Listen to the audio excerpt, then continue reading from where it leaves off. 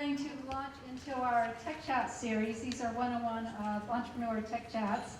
And we have the pleasure of welcoming Lilly Huang from Silicon Valley Bank to do the moderating.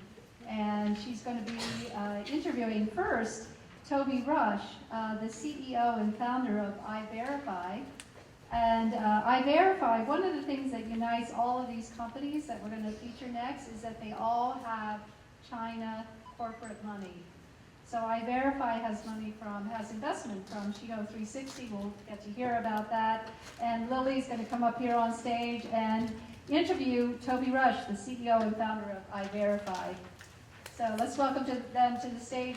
Toby is here actually from Kansas City. And so we particularly welcome him. And what they're doing is some really interesting biometric technology for mobile devices. And we'll get to hear a little bit more about the technology and also the investment that they've raised from Qihoo 360, Sprint, and Wells Fargo. So Lilly, thank you for being here and thank you for moderating. I'll let you take it away. Thank you. EyeVerify also is our bank beloved client and very proud today. So welcome, Toby. One summary, I think the best summary I have read about EyeVerify is selfie with a purpose. Toby, can you talk to us about how your company and the technology change our everyday life? Sure, and first, thank you for having me. Sometimes Kansas is seen as another country as well, so maybe we're seeing that as a couple of different international spins on this. So EyeVerify, we're using these regular selfie cameras, and we're transforming a picture of your eye into a key that protects your digital life, right? Effectively getting rid of your passwords. We do that with the eyeprint, and the eyeprint is a map of the blood vessels in the whites of your eye, right? So most people are familiar with the fingerprint, which has a lot of interesting, unique characteristics. Well, your eye also has some very unique kind of features that are specific to you. Our technology allows, again, this regular selfie camera to capture those features.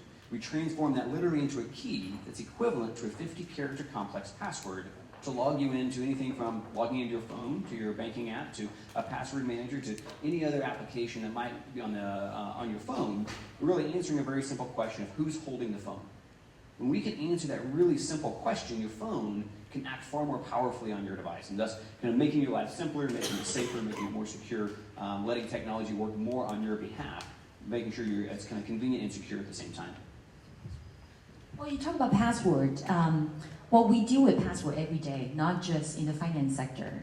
So does that mean that we don't need to password lock in the emails? What about the non-finance sectors? It's a great question. I think if logging into applications were far easier, we would log into a lot more applications, right? Because passwords are so painful, we only do it in the most extreme situations such as banking. But if would a college student want a password on their Twitter account or their Facebook or Instagram or all these others? Probably, if it was really that simple. Would we want better security around our email or around cloud storage or a lot of things? If it were so simple, what happens is your biometric actually starts to become used for personalization. Right? So if I hand my device to you, I would want the internet to work. I don't want you in my email. I probably don't want you in my pictures. I don't want you in my Facebook and my Twitter. But I don't care if you're on the web or if you're accessing some games. If I hand it to my kid, so if all of a sudden biometrics and kind of my phone knowing who's holding it right now, we move from authentication to really personalization. Right? And that's a really unique way to think about, wow, these apps can transform and change based on who's holding the phone right now. So that's kind of one of the big visions of really getting it so easy that it simply knows who's holding the device, and the device and the applications on it can respond appropriately.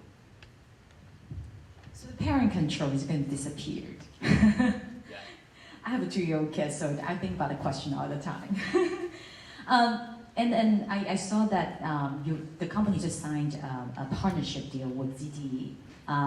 It's going to integrate in the Grand S3. So I'm going to put on my startup hat here. In terms of working with corporate, how's the power dynamic like?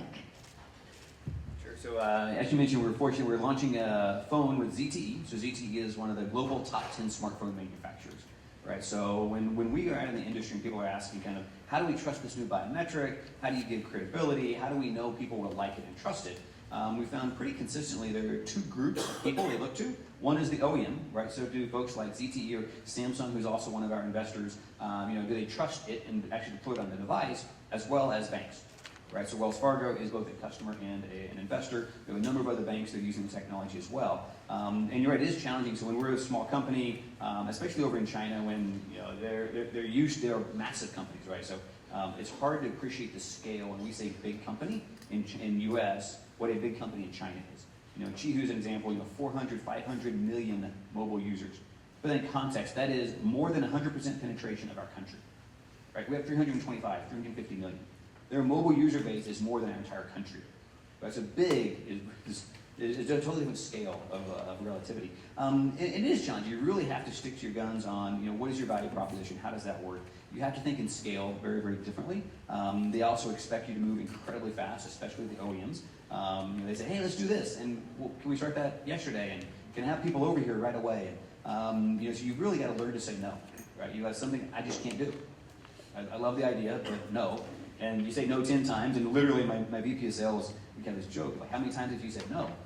Because it literally will take 8 or 10 times for them to realize, oh, I guess they really mean no. I've seen as many startups fail, but simply because they overcommit. Right? You can't overcommit with these big guys. They would rather say no up front, hold your gun, than say yes to too many and fail. Far more trouble would follow us if we were overcommitting. Well, that's a great point. What about exclusivity? So when you encounter that, how do you deal with that? Everybody asks for exclusivity, across the board. And what we found is you never want to say no, especially in business negotiations. Like, well, exclusivity is an option, but it's not cheap. Right? In fact, it's going to be so expensive that you're going to say no. You don't tell them that. But you put a deal back, well, it's really hard, it's very expensive. Culturally, in the US, I could just say no to someone and that would be fine. In Korea, in Asia, and China, saying no could also be considered rude. Right? So you don't come back with no, you come back with an offer that is so unrealistic. No, they want to pay $10 million a quarter for the next 4 years for an exclusivity. I might consider that. Right? But there's no way in the world they're ever going to pay for that. Right, so just respond with an offer that you would be okay with, but you're realistically they're never going to go with. So that's something that we had to learn in dealing with different cultures, kind of how to respond. Often no in those kind of situations is just rude. That's great. You talk about investors. I want to go back to that a little bit. I noticed that except for Wells Fargo, all your investors are foreign investors. You have Samsung, you have Sprint, which is Japanese now, and then also you have Qihoo. Yes. So how does it like when you pitch them or when you deal with them afterwards?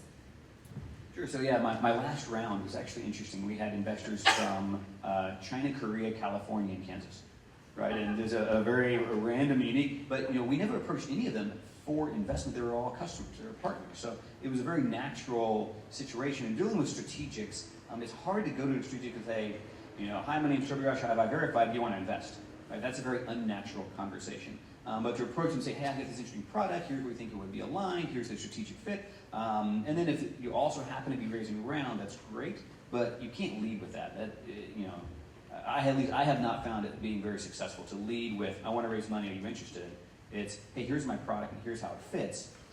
Let's start working together. And then over time, like, hey, we're also raising around, like we're in that position right now. We're going to be raising around in Q4 of this year. And a number of my partners have already said, hey, if you do another round, let me know. I might be interested. Like, that's a very natural conversation. So when dealing with internationals, particularly raising money, you got to find the right product fit, which is really, get the business guys engaged, get the product guys engaged. It's going to make everything else go a lot easier. What about the next milestone? Right.